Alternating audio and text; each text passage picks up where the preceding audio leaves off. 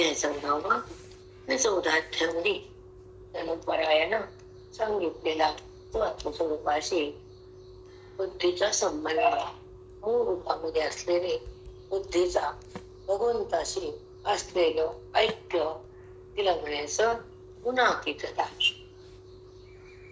आपण देहाशी ऐक्य केलं वृत्तीच्याद्वारे, नाम बुद्धीने. तिला फक्त देह कळतो,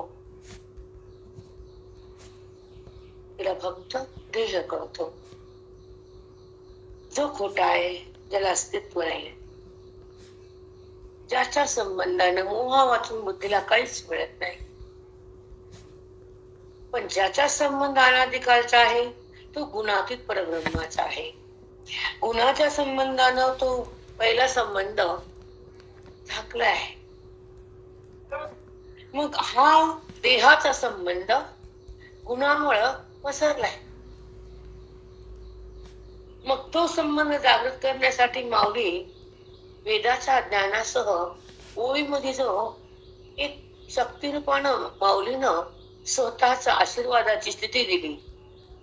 जो कोणी माझं ओळी वाचेल, चिंतन करेल, जो जीव उद्धारासाठी या माऊलीकडे येईल, जो जीव आत्मचिंतनात जाण्यासाठी आटोकाट प्रयत्न करेल, ही बुद्धी आपल्या मूळ स्वरूपाकडे आणण्यासाठी अध्ययन करेल, आणि जो जीवात्मा मुक्त होण्याचा प्रयत्न करेल, त्याला ह्या बोधानं आणि ह्या ज्ञानानं माझ्या अस्तित्वाची ओळख तो माझ्यामध्ये समाविष्ट होईल. हे आमच्या माऊलीच्या ओळीचं फल आहे. पण हे न जाणता आपण काही जाणतो, हे जाणत नाही ना ओळीच्याद्वारे. जाणतो का? जेव्हा तुम्ही भाजी करताना मीठ किती टाकावं, किती लागतं हे माहिती जाणता तुम्ही. एवढं मीठ टाकलं तर घरातले लोक भाजी खातील. जेवढी भाजी तेवढंच मीठ टाकलं तर भाजी खातील लोक घरात तुमच्या. उपाशी राहतील ना. तू काय का? जितकी भाजी तितकंच मीठ तुमचं टाकलं, मला कळत नाही. बरोबर आहे का? मग जेव्हा त्या भाजीचा आढावा होतो, मीठ किती टाकायचं, तेव्हा ती भाजी चविष्ट बनते आणि प्राण तृप्त होतो आणि निर्भर हालचाल व्हायला शक्ती होती त्या भाजीपासून, स्वयंपाकापासून. जर भाजी जर सगळं मिठामध्ये घुसळली तर खावते का? सगळं अविद्याच बुद्धीमध्ये घुसळली तर सुख मिळतं का? मग तुम्ही तर अविद्येला घेता, देहाला बघता, पोट्यामध्ये जाता आणि गुणाला धरता. मुक्ती आहे का? मुक्ती कस? काही वहिनी काय म्हणल्या, आम्हाला कळ न कळ आम्ही वाचलो, पण ठाम मत आहे का मला का कळत नाही म्हणून? आग्रह आहे का न कळ मला कळत नाही म्हणून रडलंय का? नाही. एक व्यवहार म्हणून वाचायचा, अधिकार म्हणून नाही, मुक्त होणं म्हणून नाही, साध्य प्राप्त म्हणून आवड, त्याचे त्रास नाही. जसं गुडघा दुखला की मलमाकडे हात जातो, तो त्रास संपवतो. तुम्हालाच तुमचं उदाहरण घ्या. तुमचं जर मुंडकं दुखलं, गुडघा दुखला, पोट दुखलं तर गोळी घेता लगेच. मग अविद्याचा त्रास काढण्यासाठी संतापाशी बोधाची गोळी तुम्हाला घेता येत नाही. झिडबॉम्ब कसं घेता येतो? सांगा, चुकलं का ते? थांबते मी क्षणात. जसं तुमच्या बॉडीचा त्रास तुम्हाला सहन होत नाही, अविद्येचा त्रास संताला सहन होत नाही, हे तुम्हाला कळत नाही. तुम्ही म्हणता मग कळ न कळ, इथंच तर पाणी मिळेल तुमचं. आहे का तुम्हाला त्याच्याबद्दल जिज्ञासा? मग काय नाही, फक्त अधिकार मेलेला. म्हणून जेव्हा जीव जन्माला येतो आणि अधिकारयुक्त होतो, साधनेवर राहतो, तपश्चर्या करतो, वेदांतात शिरतो, अहंकाराला मारतो, स्वरूपाने उरतो, तो आपल्या परब्रह्म स्थितीमध्ये जातो.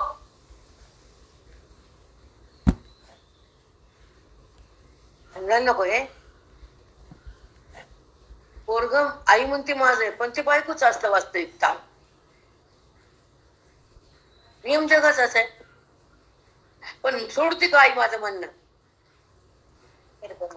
सोडती धड धड दिसते तो तिचा आहे. तसं बुद्धी त्याची आहे, पण बुद्धी देहाकडे जाते. सगळं दिसतंय तुम्हाला, तरी पण तुम्ही स्वीकारत नाही. तसं दुःख बघताना हे दुःख का होत?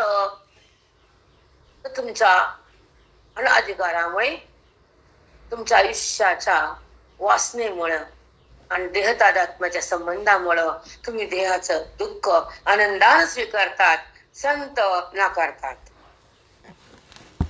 ते म्हणते दुःखात राहायचंच नाही आज. का म्हणून देहात दुःख बघायचं आम्ही? का म्हणून इंद्रियाकडे राहायचं? का गुणामध्ये आम्ही थांबायचं? आम्ही गुणात थांबणार नाही. आम्ही गुणाचा आविष्कार मनावर होऊ देणार नाही. आम्ही गुणातीत असलेल्या भगवंताला बुद्धीनं जाणून भगवंत म्हणून त्या गुणातीतच राहणार. आम्ही गुणात नाही येणार. हा बाणा असतो संतांचा. तो राजा असतो मुक्तीचा. तो सोहळा बघतो भक्तीचा. तो काय बघतो? सोहळा बघतो अद्वैत भक्तीचा. आणि तो पवित्र असतो मनाचा. अपवित्र मन नसतं त्याचा. पवित्र मनामध्येच तो बोध नांदतो आणि अविद्या तिथं समूळ संपते. तीच ज्ञानाची उत्पत्ती त्या क्षणामध्ये. हे ज्ञान का रस्त्यावर पडले का? कुणी यावं कुणाला झेपावं? आरती केली सगळ्याला ऐकू येते. मंदिरात आरती लागली तर सगळ्याच्या कानात जाती. पण ज्ञान झेपणं सगळ्याला झेपत नाही. झेपतंय? आरतीच्या वेळेस आपण जो भाव भगवंताबद्दल स्थिर राहतो, मग कुणाचा 50%, कुणाच्या 40%, कुणाचा 100%, कुणाचा 1%, त्याच्या अधिकारावर डिपेंड आहे.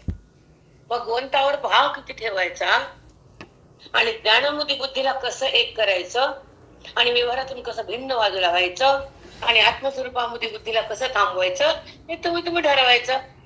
तुम्ही नात्यात थांबतात, स्वतःचा घात करून घेतात. नातं व्यवहारापुरतं असतं, काही काळ असतं, त्याच्यामध्ये सुख नसतं, ते स्वार्थासाठी असतं. हे तुम्हाला मान्य नाही, मरा. कोणचं नातं स्वार्थ नाही? 6 महिने त्या बायकोने नवऱ्याला वाढू नये नाते का ते गप्ती बसतं का? तुम्ही स्वयंपाकच करून रोज हटलात ना त्याला, चल मला पैसे करायचं, तू बी खाल मी बी खाते, मी स्वयंपाक करत नाही, असं जर एखादी पत्नी पतीला म्हणली आणि ते ते मग तिच्याकडनं आपली सोय होती. हे प्रपंचाची रीती, ही परंपरा देवान लावली ना, की ज्याद्वारे आपली सोय होती पोटाची, आयुष्याची, घराची, मायबाबाची. काय म्हणणे तू? काय बरोबर आहे माऊली. जवळ घेतो 6 महिने नाही तलाक घेतो. हे साधं कळत नाही. स्वार्थ म्हणजे संसार आहे आणि सुख म्हणजे परमार्थ आहे. भेद म्हणजे दुःख आहे आणि परमात्मा म्हणजे सुख आहे. आणि त्याची प्राप्ती म्हणजे अत्यंतिक सुख आहे, जी संपत नाही. त्याला म्हणतात अत्यंतिक दुःखाची निवृत्ती आणि परमानंदाची प्राप्ती. दुःख लवलेस उरत नाही आणि देहभाव प्रगटत नाही. आत्माराम बुद्धीतून सरकत नाही. जगताचा भ्रम बुद्धी शिरत नाही आणि वास्तविकता प्रगट झाल्याशिवाय ते हृदय थांबत नाही. तर हृदयामध्ये आत्मत्वाची जाणीव होती, त्याला वास्तविक स्वरूप म्हणतात भगवंताचं. कळतं का या लोकांना अलीकडच्या? कळतं का? मग हे आंधळे आहेत की नाही, त्यांना आंधळ बनायचा लाभ नाही, पण आम्ही भेट नाही कोणाच्या बापाला. कुठे का आमचं? कारण तुम्हाला खरी नजर नाही, हे आमचं कर्तव्य आहे. आणि तुम्हाला समजून घ्यायचं का नाही हे तुमचं कर्तव्य आहे. तुम्हाला ज्ञान मार्गावर यायचं का तुम्हाला मोहात जायचं का तुम्हाला तुमचं अधःपतन करायचं, हे आयुष्य तुम्हाला संसारात घालून दुःख भोगायचं, हे तुमच्यावर डिपेंड असतं, आमच्यावर नाही. पण हे विषय हे अमृत आहे हे सांगितलं स्वामी थांबत नाही. आणि कुणाला भेट पण नाही. कारण हे संसार हा विष आहे, त्याला पचवणं तुमचा अधिकार आहे. तुम्ही विषयाला पचवता आणि परमार्थ विष नाही, अमृत आहे, त्याला फेकता. असं का करता? मला उत्तर आहे तुमच्यापाशी नाही. तुमच्यापाशी उत्तर आम्हीच सांगतो ना. तुमचं उत्तर कुठे? पण संसार करू नका असं आम्ही कधी सांगितलं नाही. संसारात रमू नका सांग. हा, ते माझं म्हणणं का. सेकंड प्रेम, एक रमू नका, त्याला चित्तात धरू नका, त्याचा सुख दुःख त्याच्यापासून तयार होऊ देऊ नका. तर तोच भक्त, तोच ज्ञानी, महाज्ञानी, जो जड पदार्थाचा संबंध कट करतो, बुद्धीच्या द्वारे, ज्ञानाच्या माध्यमातून, वेदाच्या शक्तीतून, हृदयाच्या भक्तीतून वेदाचा नाश करणारा जो साधक आहे, तो भगवंतापाशी जातो. म्हणजे साध्य. परमात्मा हे बुद्धीचं साध्य आहे. तुम्ही परमात्माला साध्य न करता संसार साध्य केला, तुम्ही विषाकडे गेलात, अमृताकडे नाही. हे तुम्हाला कळत नाही म्हणून आम्हाला यावं लागतं तुमच्या दारात.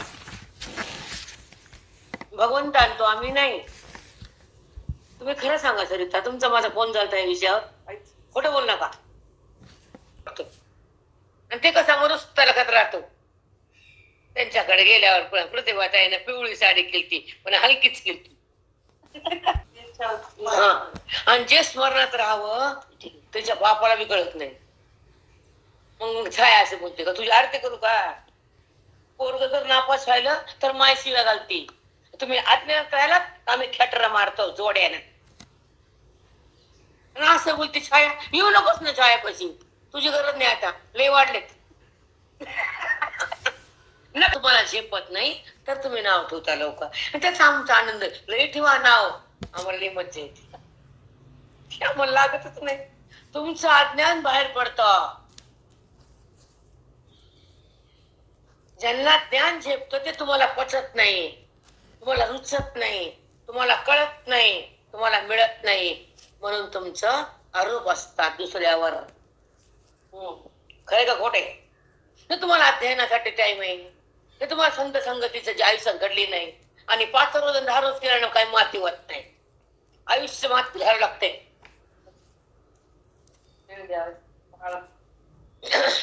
म्हणून आपली तपस्या आणि आपलं आत्मचिंतन आणि आपलं स्थिती, हे स्थिती नाही, आपली मूळची स्थिती, जीवाची आत्मस्थिती, त्या स्थितीचा अनुभव आला, जगत भाव गेला. जो दृश्य त्या जगत म्हणले, म्हणजे अस्तित्व, त्याला परमेश्वर म्हटले. परमात्मा, तुमचा आत्मा जे काय म्हणत ते म्हणा.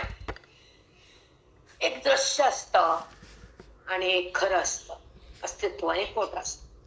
पण मी खोट्यालाच पकडलं, देह खोटा, जगत खोटा, वृत्ती खोटी, आणि इंद्रियाच्या द्वारे भेटलेलं मनाला सुख पण खोट. जन्मून मृत्यूच्या अंतरामध्ये काय कोणतं सुख भोगलं? विषय सुख, देह सुख, पदार्थ सुख, धनाचं सुख. सांगा, लाख रुपये आले किती माणूस म्हणतात 10 लाखच पाहिजे, त्या लाखात सुख गेलं मातीत. लाख दे देवा ना, 1 लाख रुपये वाटतं सुख? नाही, त्याला 2 लाख आहेत. गेलं का मातीत सुख आपलं? आता तुम्ही मला 1 लाख मिळाले, मी यांचे 2 कोटी बघितले, लाखाचं पाणी झालं माझ्या. काहीच वाटत, माझ्यापाशी 1 लाख आहे, या बाईच्या घरी गेली, हिचं तर कितीतरी कोटी आहे. आता ते लाख गेले निघून, लाखाची आवाज झाली माझी. कुठं सुख झाला?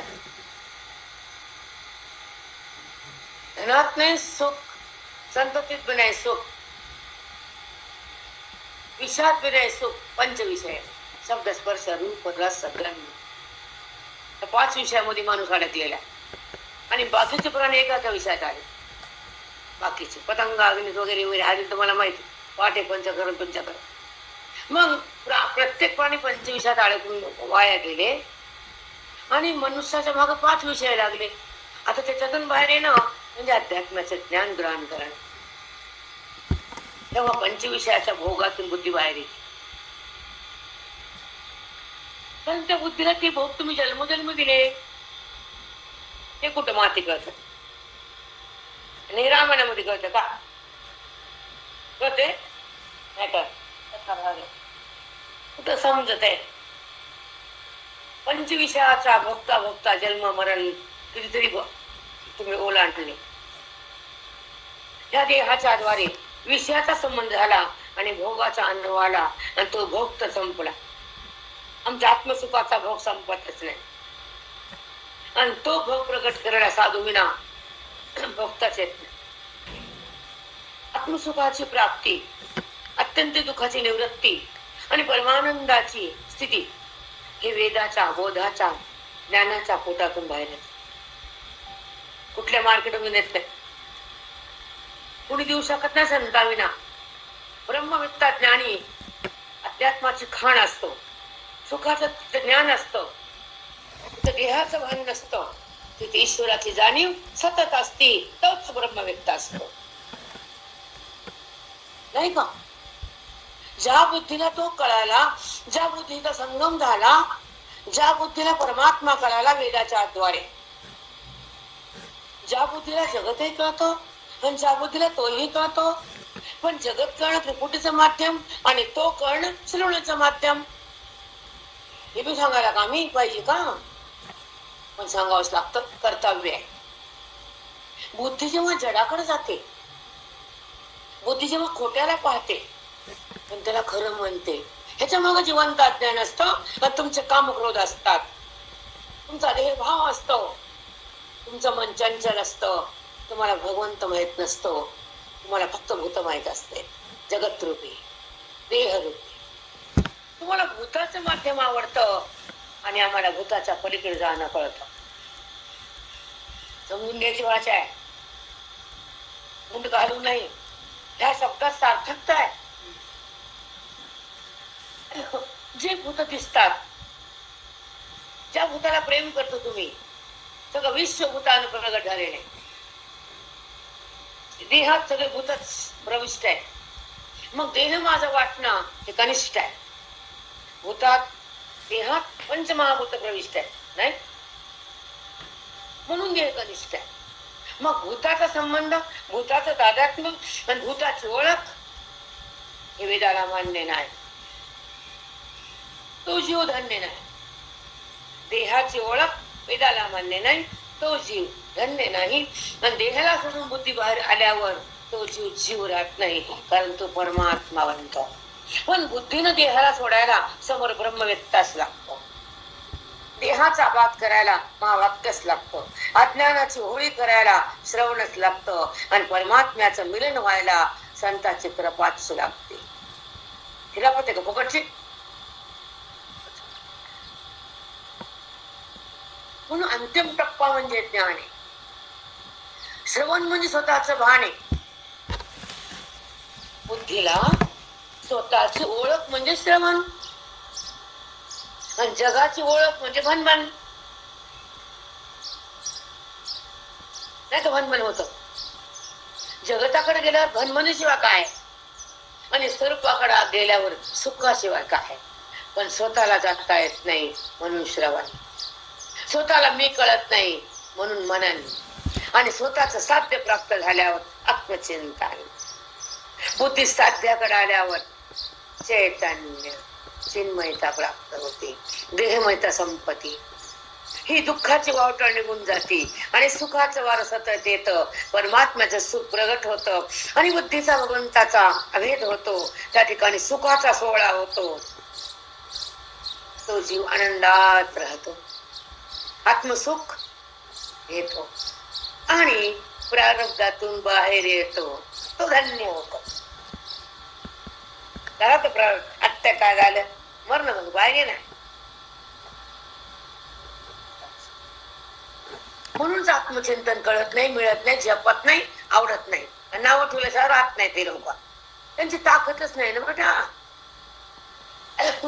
त्यांना पचवताच येत नाही, कारण लिव्हर खराब.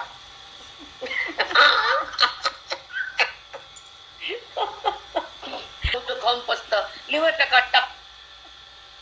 तुला एकदा पचत नाही, लिव्हर बेकार. अरे खोटे म्हणून ज्ञान पचत नाही, बुद्धी व्याख्या. बरोबर बोलते, खोटं बोलतच नाही. कारण ज्या आयुष्यामध्ये जे धन असतं, आत्मदान, जे तुमचं रूप असतं, आत्मरूप, जे तुमचं स्वतःच स्वरूप असतं, ते तुम्ही मूळ स्वरूपाचे आहे. तुम्ही देहरूप झाला, हा तुमचा घात तुम्हीच केला. मग मी जर आत्मरूप आहे तर देहरूप का झाले? तर मध्ये अज्ञान आले, न कळणं. ते सगळं सोडून द्या आता. कारण ते ऐकून तुम्हाला कंटाळा आला असत. पहिली ती साडी लई घातली, फेकून द्या आता. साडी लई जाता कंटाळा आला असं द्या भारीची, आता फेकून द्यायची. मग अज्ञानाचं कंटाळा फेकून दे की टवळे. एक साडी जर 2 वर्ष वापरली मध्ये जाऊ दे माय, कुठं बघायचं पैशाला आणि किती राहायला आयुष्य. मीच म्हणते स्वतः. घालून हाऊस पेडा आहेत ना, घाला, नाहीत ना रडायचं नाही, आहे सोडायचं नाही, रडायचं नाही, आहे सोडायचं नाही. मग ते तर ज्ञानाची झेप आहे ना. नसलं तर काही नाही, असलं तर काही नाही. पर्स रिकामा झाली तर काय वाटत नाही, आणि भरली तर काय वाटत नाही, वाटायची पुन्हा.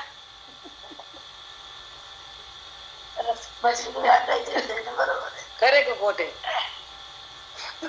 तुझी पर्स घरात राहिला आहे, वाटायला 3 भाग 2 भाग 4 भाग. पण ज्ञानाची वाटणी का? ते कुणी घेतय का? तिथलं सुख जाते का? मग तू कशा घालते तोंड पोरामध्ये? तू आत्मसुख आहे. तू का म्हणून हे माझे, तुझी कमाई तुझ्या पोराचीच आहे, बाबाड बंद करून राहायचं. कमू नको मग. रीतीचं विधानच आहे ते. ज्यानं जन्म दिला त्याचा अधिकार आहे. रूढीचही मग त्याच्यामध्ये कशाला मस्ती, मग करा दोस्ती, मग भांडण जा. म्हणजे जे तुमचं आहे ते वाटून द्यावं लागतं. हे मागचं बघावं लागतं. लोकांना काय केलं, तू काय करणार आहेस? जसं रूढी तसं तू. बरोबर आहे ना? तसं वैभव जे तुमच्या पुढच्या पिढीला जातं, तसं ज्ञानाचं वैभव हे स्वतःला खाता येतं, जगाला देता येतं. तो ज्ञानी म्हणतो का मी तुम्हाला दिलं? काल संताकडे आज चाललेले पूर्वास समोर भेटेल तिला. अरे पुण्यावर ऐकायसाठी साधू, मळमळ संसारी, विषय बघणारी, कळकळ साधू, वळवळ संसार. 100 बारे वळवळत असते संसार. बसतच नाही ते. त्यांचं कशाची बुधाड एका ठिकाणी बसा, सगळ्या वासनेनं भरलेलं, मोहानं पेटलेलं आणि डोस्यानं वाटलेलं, त्याचं नाव संसारी. आपण डरते नाही किसको. आहे सो आहे, जो है सो है. ते घाण आम्ही त्याला मान म्हणावं. बरोबर का चूक आहे? म्हणून ज्या आयुष्यामध्ये जे करायचं राहून जात त्याला अज्ञान म्हणतात. जन्म दिलाय, बुद्धी दिली, देह दिली, संत दिले, ग्रंथ दिले, वेद दिलं, गीता दिली, भक्ती दिली. मग तू काय केलं? संसार, बिल्डिंग. कोणा म्हणते मी केले? तुला सांगितलं कुणी? अमून नाही लागले परमार्थाला? का नाही बदलली तो स्वभाव? तू बदलत नाहीस ना, मग अजून बिल्डिंग बांध आणि अजून रडत बस. तुझी सार्थकता नाहीये, तुझं कल्याण नाहीये, तुला मोक्ष नाहीये, तुला ज्ञानाचा अक्ष नाहीये. कर्तव्य हे प्रारब्धामुळे धन आलं, कर्तव्य तू पार पाडलं. आता मोक्षाचं कर्तव्य ते सोड, याला मन जोड, तर तुला शेवटचा क्षण चांगला होईल. नाहीतर नाही. आपल्यासाठी बघा ना, किती हे पडताना आम्ही देहाला धरणारे का भगवंताला बघणारे हे जास्त ठरवायचं. 60च्या नंतरचे लोक रिटायरमेंट लोक ते की आता भगवंताकडे जायचंय तर तयारी काय करायची? आत्मस्थिती भोगायची. आता प्रत्येक देहातून बाजूला सरकवायचंय. मनाला मोहाचं बाहेर काढायचंय, अज्ञानाची गडी बसवायची आहे आणि वेदांतात उडी मारायची आहे. मला सोडायचंय, लिंग देहाची गाठ मोडायची, त्या भगवंतामध्ये एकरूप बनायचंय, आत्मरंगात रंगायचे, साधूच्या ज्ञानात सजायचे, आत्मभावात नाचायचे आणि भगवंतासोबत जगायचे, अभेदात वागायचे, वृत्तीतून निघायचे, स्वानंद बनायचे, परमात्म्यापाशी रमायचे, परमात्मा बनायचे.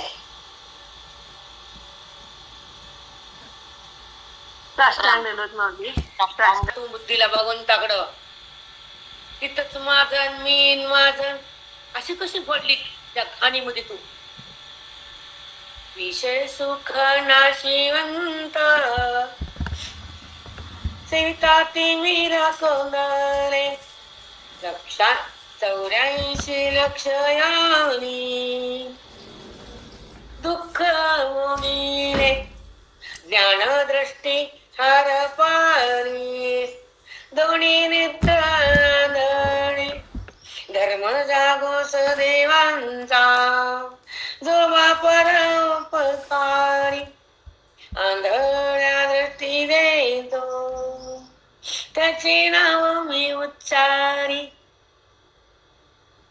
ज्यांना आंधळ्या दृष्टी दिली अज्ञानी लोकाला, त्याचं नाव मी सतत घेणार.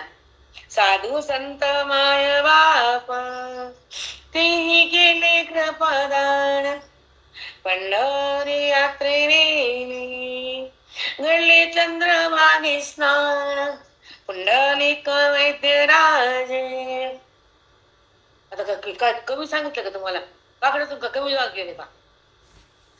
तुझे मायबाप हे नाही, तुझे मायबाप साधू संत, त्याला माझं मान, ते ज्ञानाचं धन आणि घर म्हणजे भनभन. तिथं कशा तोंड घालते? पुन्हा माझं मध्ये तोंड वरी करून त्या भगवंतानं दिलं तर त्याच आहे. ज्ञान तुझं आहे, मुक्ती तुझी आहे, आत्मस्थिती तुझी आहे आणि हे ज्ञान तुझं आहे. टाकायचंय पुन्हा आत्ताच टाक. चुकलं का? पण ही काय करणार आहे जाताना? किती बांधणार? कपनीला बांधले तरी कुठं तयारी करू द्यायची हो जातानाची. का कळत नाही? आपला घात आपण करणं म्हणजे अज्ञान. त्याचं नाव देहभान. देहभान जावं ही यात्रा आहे.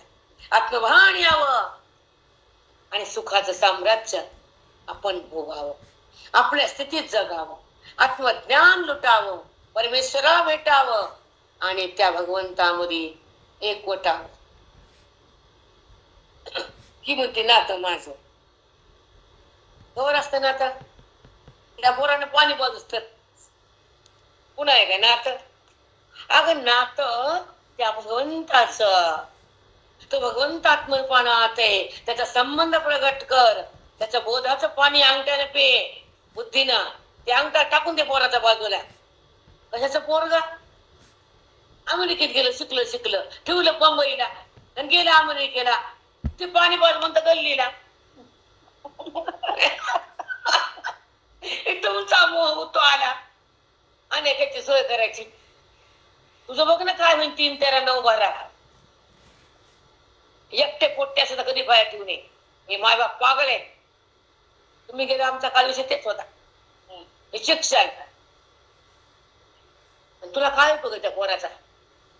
मग तुम्हाला वाटतं छाया खराब आहे, तू खराब आहे. चुकली तू. आम्ही 2 होते म्हणून ठेवले. आम्ही एकाच ठेवलंच नसतं.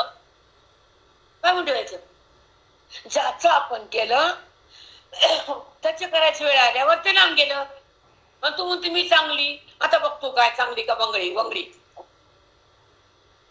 तुझ्याचं केलं ना असे ना, जेव्हा मुलगा घरात येतो अंश, आपण साखर वाटतो. जगाला अहो कुणाला पोरग होते बाई म्हणते माय छान झालं. तुला काय त्या पोराचं? ते काय पोरग चांगलं निघल का उडून अमेरिकेला जाईल? त्या गल्लीला ते माहितीये का? पण गल्लीचे दिल्ली आनंद पोराचा. आता तो नाही का, तो गेला का संपला. बरं झालं, ते चांगलं झालं. जे होतं ते चांगलंच होतंय, खरंच आहे. पण एक शिकावं, ज्याला आपलं मन दिलं, पोराला, घराला, धनाला देतोच किंवा येणे लोक आपण आहे का? ज्याला मन दिलं त्याला तुला काय दिलं लिहून दाखवायचं माझ्यासमोर, टकटकच नाही लावायची. आपण झाकून ठेवतो ते तुमचा भाग आहे, आम्ही बाहेर काढतो हे आमचा भाग आहे. म्हणून तर संसारी आणि साधकामध्ये डिफरन्स आहे. जी मोहरीचा वास झाकते ते संसारी आणि जी मोहरी साफ करते ते परमार्थी.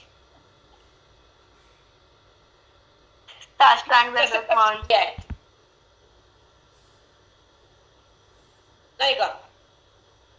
रजगुणाचा वास, सत्वगुणाचा वास आणि तमोगुण खास. खरंय खरंय. दोष जर असेल तर साधक नाही.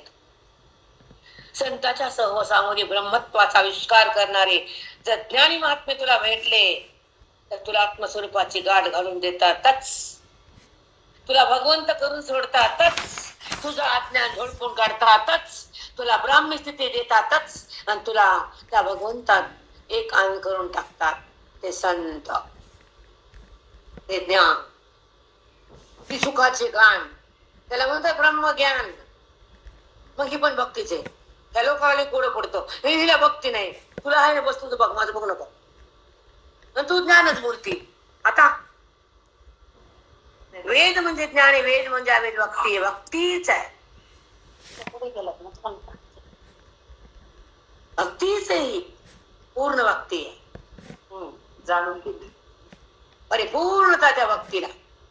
अंतिम टोक आहे म्हणजे ज्ञान, त्या भगवंताचं स्वतःला भान. भक्ती नाही करे तुलाच कळ ना ज्ञानाचं काय आहे ते रंग. भक्तीच्या नंतर ज्ञानामध्ये बुद्धी दंग, भक्तीनंतर बुद्धी भगवंतामध्ये दंग झाली, तिला देहाचं विस्मरण झालं आणि बुद्धीचा आवेश झाला, देहाचा भाव गेला, तेव्हा गेला, भगवंत जीव झाला, आपल्या स्वरूपात आला, प्रत्यक्ष ईश्वर झाला, सुखामध्ये परिणित झाला, ईश्वराचा त्या ठिकाणी आविर्भाव जागा झाला, सच्चित पदावर आला, परमात्मा स्वतः झाला, वेदाचा आनंद आला, जगत भाव संपला. ही खरी भक्ती आम्हाला. तुमची भक्ती तुमच्यापाशी गुणावून ठेवा. स्वतः बी अज्ञान, लोकांना बी अज्ञान, रिकामा ताप. त्यांचं पांघरून आमच्यावर टाकायचं, पांघरून तू वास यायला नाही. आमच्या पांघरुणात या. कशामुळं त्याला घाम लागलाय भेदाचा.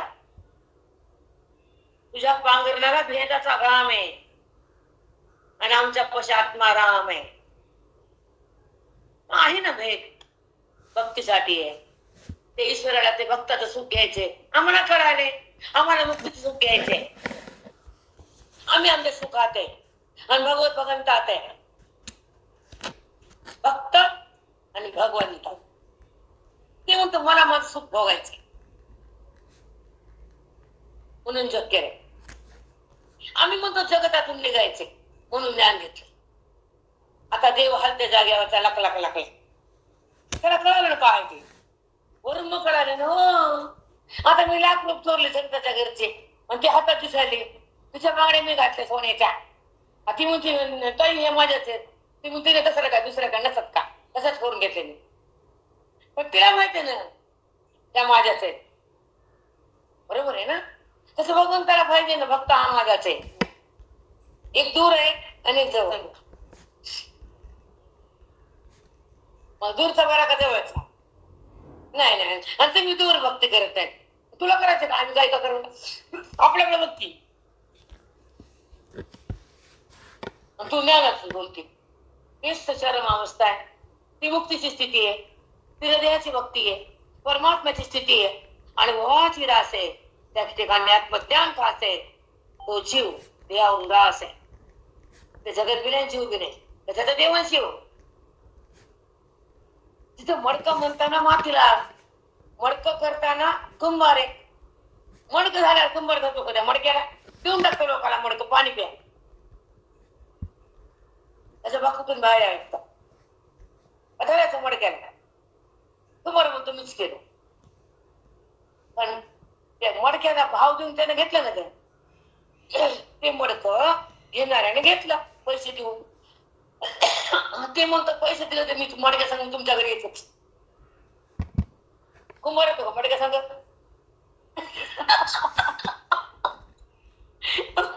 किती अवघड आहे. कुंभार मडक देऊन टाकते, तसा भगवंत स्वतःला भक्ताला देऊन टाकते. अभेद भक्ताने हे काम करून जाते.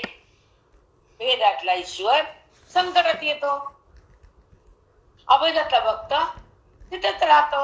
जीवरूप शिवरूप दोन आहेत पुन्हा. ज्ञानी महात्मा भगवंताहून भिन्न आहे का? अभिन्न. दोघं एका ठिकाणी आले. भिन्न भावामध्ये एक श्रद्धेचा हे वाचतो, अभिन्न भावामध्ये अनुभवाचा त्या ठिकाणी आस्वाद असतो. दोन भाव, भक्तीचे दोन. आम्ही नाकारत नाही तुम्हाला, भक्ती भेदातले आहेच आहे, आम्ही नाही म्हणत नाहीच आहे, पण तिथं ओळख नाही,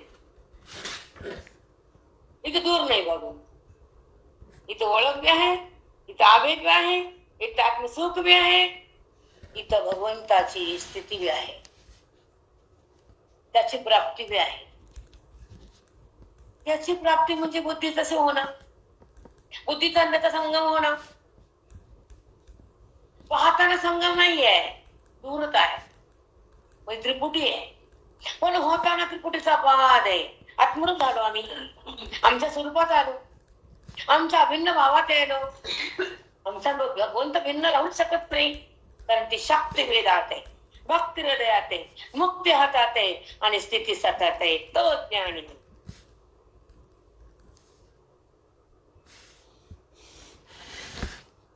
तिथे परमात्म्याची स्थिती आहे, अनुभवाची रास आहे, तो जीव खास आहे. भगवंत स्वतः भक्ताला स्वतःला देऊन टाकतो, पण भेदातला भक्त तो त्याच्यावर फक्त श्रद्धा ठेवतो. अभेद भक्त ईश्वराशी अभिन्न होतो. तिथं अनुभव असतो, अनुभवाचा आस्वाद सतत असतो आणि भेदामध्ये श्रद्धा आणि पूजा अर्चना असते. पण अभेदामध्ये तिथं ओळख असते, तिथं अभेद असतो, आत्मसुख असतं, भगवंताची स्थिती असते. अभेदात त्याची प्राप्ती असते, बुद्धीचा आणि त्या भगवंताचा संगम होतो आणि त्रिपुटीचा बाध असतो. तो आत्मस्वरूपात असतो. ती शक्ती वेदाची असते, भक्ती हृदयाची असते आणि ती स्थिती सतत असते. तोच ज्ञानी असतो. साष्टांग दंडवत माऊली. फार सुंदर म्हणलं गेलं. आजचं रेकॉर्डिंग ऐका, मोस्ट इम्पॉर्टंट आहे आणि हे सहज आले. तिथे तुम्ही यानंतर आम्ही बसलो 12 नंतर झोपलो, तुम्ही 12 येत किती परमात्म्याची परमात्मा स्थिती जीवाशिवाचा संगम होतो आणि नंतर तो मी आहे असा आविष्कार त्यात होतो. जेव्हा ज्ञान प्रगट होतं आणि अज्ञान नष्ट होतं, ईश्वर आणि दोन एकत्र येतात, कारण ते दोन नसतातच. जीव आणि शिव संबंधले माऊलीनं. जीव शिव समा वाया तो दुर्गमा न घाणी म्हणा ज्ञानी पाठ हरिहा वैकुंठ भरला गणदाट हरी दिसे. हा भगवंत गंधाड भरलेला आहे आणि त्याला तो दिसतो तो माझ्यात आहे आणि त्याला जगत दिसतो तो भेदात आहे. आणि भेदामध्ये भगवंत आणि भक्त दोन आहे, पण ज्ञानामध्ये एक आहे. हे ज्याला कळतं ते मुक्त आहे, ज्याला कळत नाही ते सक्त आहे, ज्याला थोडंफार कळतं ते भक्त आहे. सांगितलं भरला गंधाट हरी दिसे, भरला गंधाट हरी दिसे. एखाद्या जंगलामध्ये झाड गच्च झाड थोडीशी वाट असते, इकडे झाड तिकडे झाड, माग झाड इकडे झाड, खाली छोटे गवतात झाड, त्याच्यावर झाड लागते. झाडाशिवाय जंगल नाव येतच नाही. आत्मज्ञानाची सुखावय शिवाय अभेद भक्ती होतच नाही. आत्मसुख ज्या हृदयात प्रगट होतं त्याचं अभेद नाव येतं. आणि जीवाचं मूळ रूप हे आत्मस्थितीच आहे आणि शिव शिव हे दोन नाहीतच. एकाच पदावर एकाच मुळातून फांटे फुटलेले दोन झाडाचे, पण त्या झाडाला मूळ म्हणजे बीज एकच आहे. तसं जीवाला पण कारण परमात्माच आहे आणि शिवाला पण कारण आत्मारामच आहे. मग दोन का? फक्त उपाधीमध्ये भेद आहे. उपाधिकृत भेद आहे, स्वरूपकृत अभेद आहे. आमची उपाधी पंचभूताची आणि त्या परमात्म्याची दिसणाऱ्या साकार यांची उपाधी मायेची. शुद्ध सत्वपासून माया बनली आणि मलिन सत्वापासून हे पंचमहाभूतापासून पाणी रक्त याच्यामध्ये काय मांस हड्डी रक्त मलमूत्र ही घन उपाधी आणि देवाची छान उपाधी. फक्त उपाधीचा भेद आहे पण त्या दोन्ही उपाधीचा संबंध माझ्याशी आत्मरूपाशीच आहे. मग जीव कोण आणि शिव कोण? उपाधी सुटली अधिष्ठान प्रगटलं आणि तो आम्ही एकच आहे असं बुद्धीनं जाणलं तर बुद्धी भगवंत बनली. जीवाचं मूळ रूपच शिव आहे. ती आत्मस्थितीत खरी आहे. जीव आणि शिव दोघं एकच आहे. जीवाचं कारण परमात्मा आणि जीवाचं कारण आत्माराम. फक्त हा भेद हा उपाधीचा भेद आहे. स्वरूपकृत तर अभेदच आहे.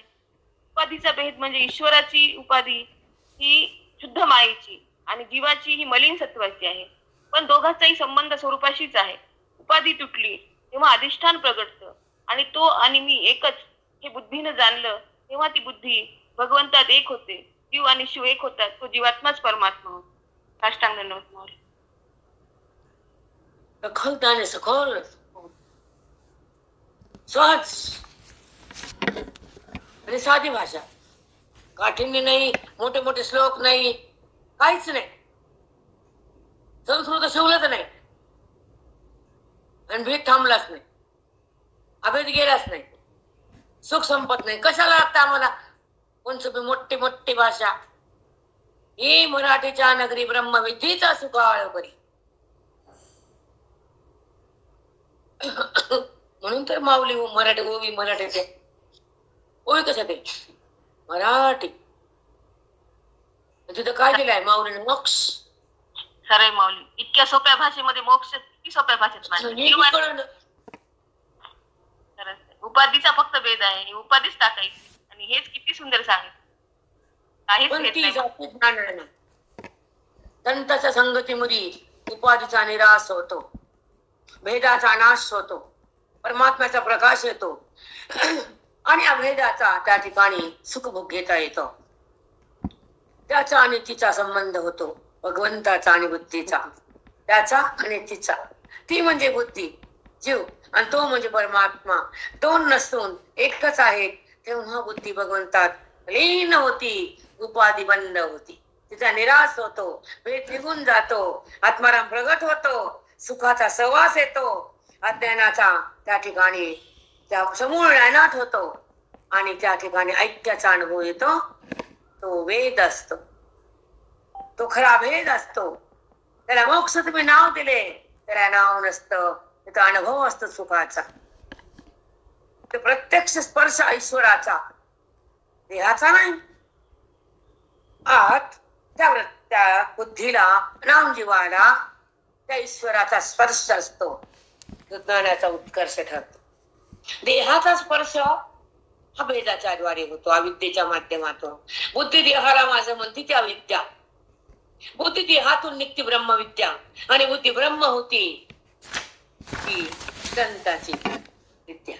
बोधरूपी गंगा संताच्या मुखातून जेव्हा बाहेर येते तर तोच वेद त्या जीवाला ब्रह्मरूप करून टाकतो, नाम ईश्वरमय करतो. ज्या हृदयामध्ये आत्मा प्रविष्ट असतो तो आत्मा प्रगट होतो. तर संताच्या शक्तीनं कुणीच करू शकत नाही काम, बिलकुल नाही. सूर्याची उष्णता सूर्याने द्यावी जगाला. सूर्य एकच आहे, जगाला देतो उष्णता, प्रकाश, जगणं, व्यवहार, पीक. कोण देतो? सूर्यनारायण. तसा आमचा संत महात्मे माऊली आमचे गुरुजी सगळ्या जगाला ज्ञानाचा प्रकाश देतात. हा प्रकाश भौतिक आहे. कोणता प्रकाश आहे? भौतिकच आहे. तेज, उष्णता, 5 भूतात एक भूत आहे. उष्णता, अग्नी भौतिक. पण आमचा प्रकाश भौतिक नाही आहे, अलौकिक चित प्रकाश. ज्ञानसूर्य आमचे संत आहेत, ते जगाला प्रकाशित करतात. आमचे संत मनाला प्रकाशित करतात, हर मनाला ब्रह्म करतात, हर अंतःकरणाचा वाद करतात, हर जीवाला स्वरूपाकडे नेतात आणि हर प्राण्याचा प्रणव करतात. ते संत काय चुक सांग? साष्टांग सद्गुरु माऊली. सांगा चूक काय ते. नष्ट होतो, सुखाचा सहवास येतो, अज्ञानाचा समूळ नायनाट होतो, ऐक्याचा अनुभव येतो. तो खरा वेद, तो ती खरी अभेद भक्ती, ती तो खरा अनुभव, तो सुखाचा असतो. तिथे प्रत्यक्ष स्पर्श परमेश्वराचा असतो. अभेद असतो, भेदामध्ये अविद्या आहे.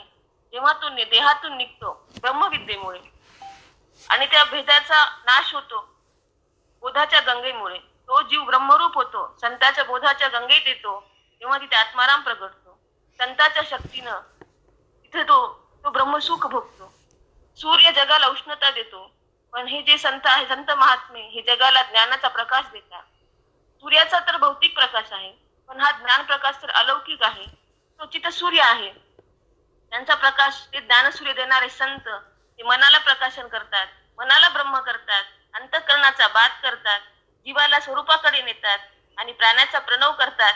ते संत महान आहे, त्यांना कोटी कोटी नमन आहे. साष्टांग तरच तिथं सूर्य, ज्ञान सूर्य तुमचा जड प्रकाश नाही तरी तुमचा प्रकाश तर अज्ञान सगळं संपवणार आहे. चित सूर्य आहे. खरंच असा आमच्या हृदयामध्ये प्रकाशित राहो आणि तो आमच्या हृदयात उगवलेला आहे.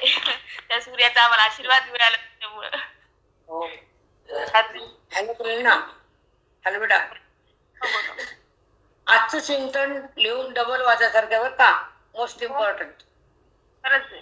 हो माऊली बोलले भेद भक्ती भगवंताला जवळ ठेवून, अभेद भक्ती त्याची प्राप्ती करून, त्याच्या प्राप्तीसाठी वेद आहे, त्याच्या अनुभवासाठी मोक्ष आहे, त्याला जाणण्यासाठी ज्ञानाचा कक्ष आहे म्हणजे श्रवण, त्याला त्याचं रूप भोगण्यासाठी, ते रूप होण्यासाठी फक्त वेद आहे.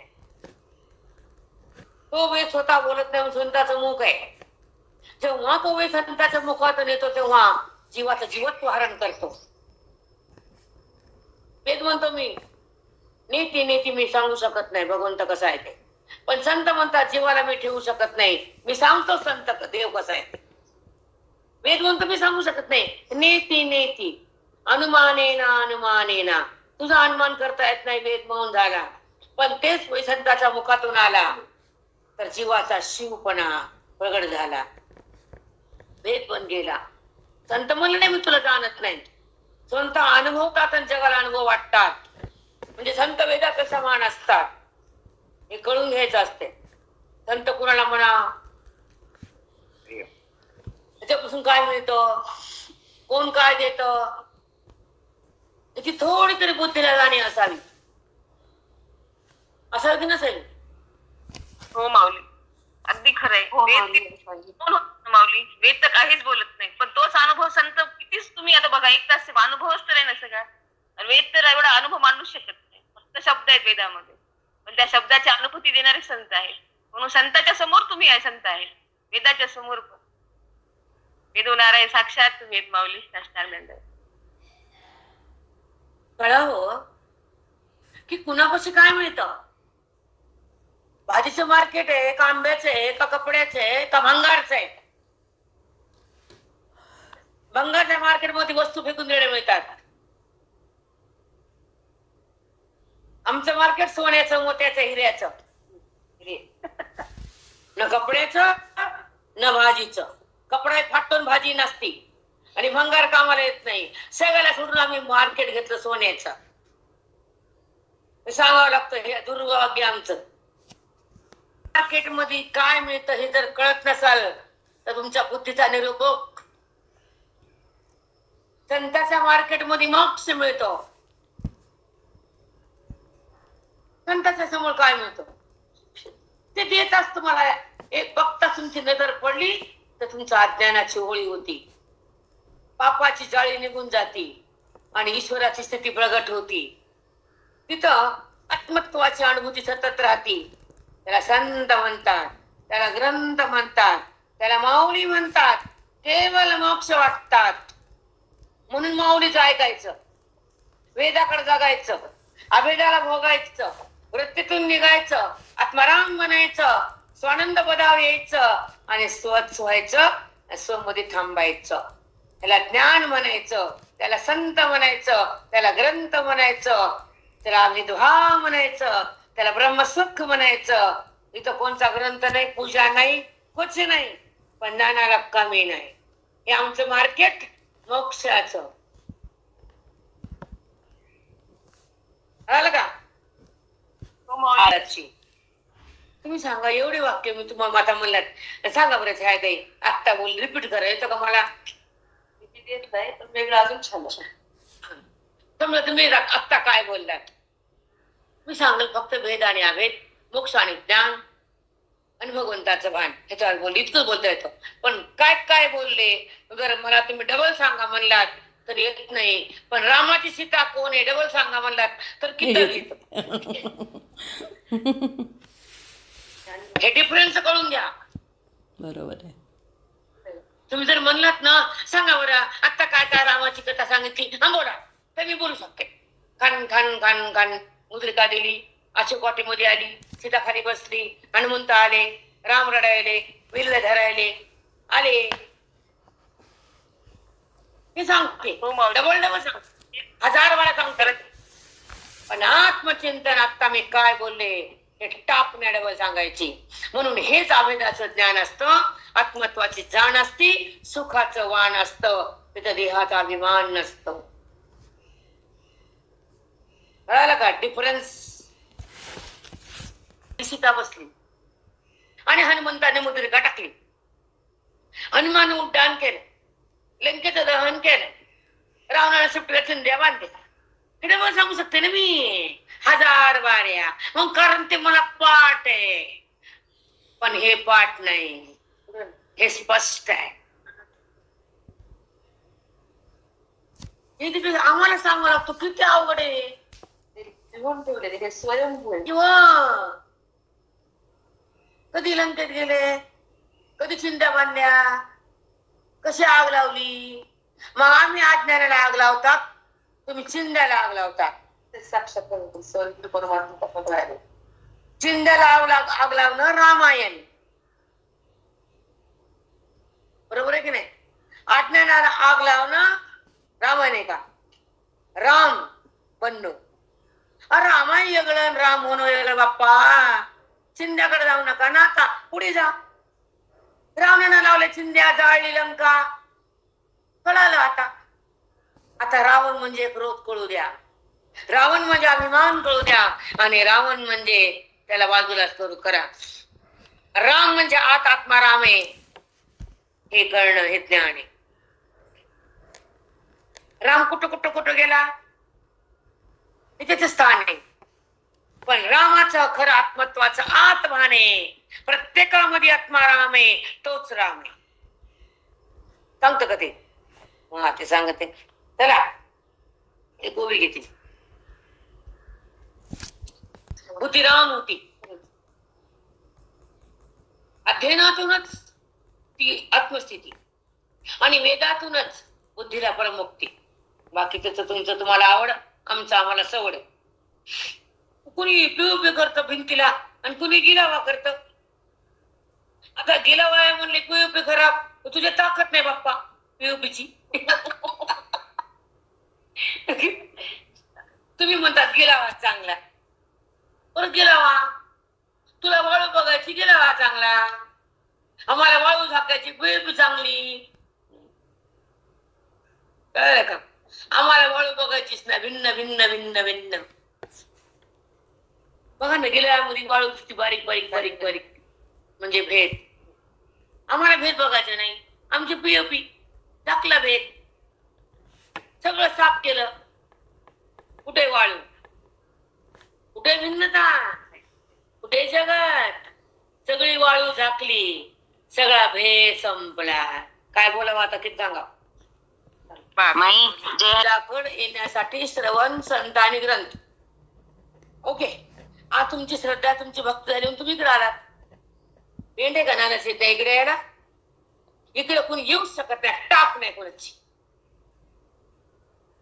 जेव्हा भगवंताच्या मर्जीनं पुण्याचं ओझ होतं, तर भगवंत त्या जीवाला संताकडे नेतो, ग्रंथाकडे नेतो, वेदाचं ज्ञान देतो, त्या जीवाला मुक्तीचं धन देतो. हे ईश्वर करतो, आम्ही नाही.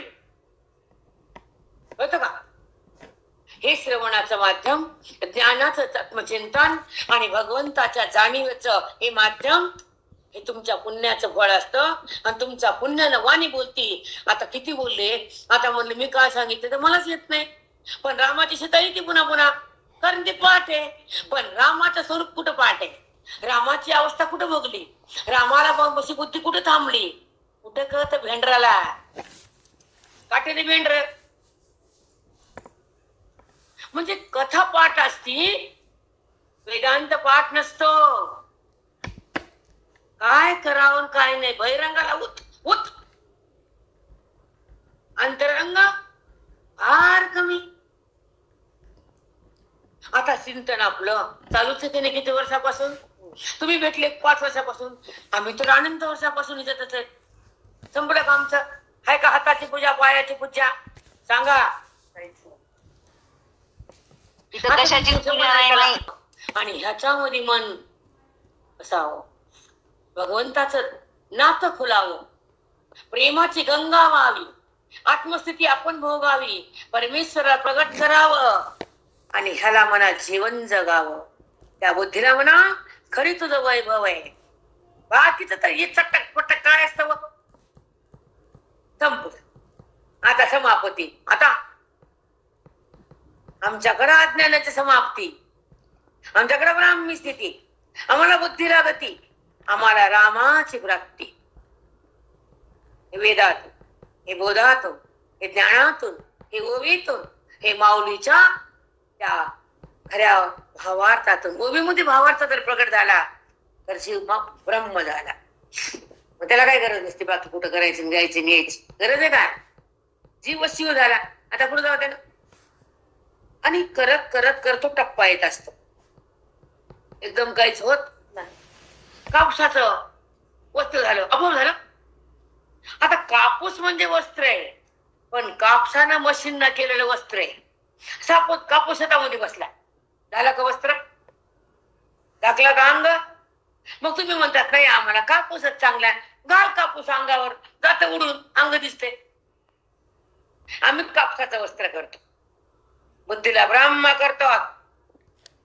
तुम्ही बसा कापूसापाशी, आम्ही बसतो कपड्यापाशी. कळत का कापूस? कापूस घालताच येत नाही अंगावर, म्हणून कापसा करू नका.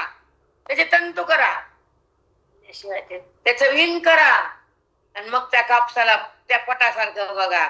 जसा कापूस पटामध्ये गेला की व्यापक झाला, तसं बुद्धीमध्ये ज्ञान गेलं की बुद्धी व्यापक झाली.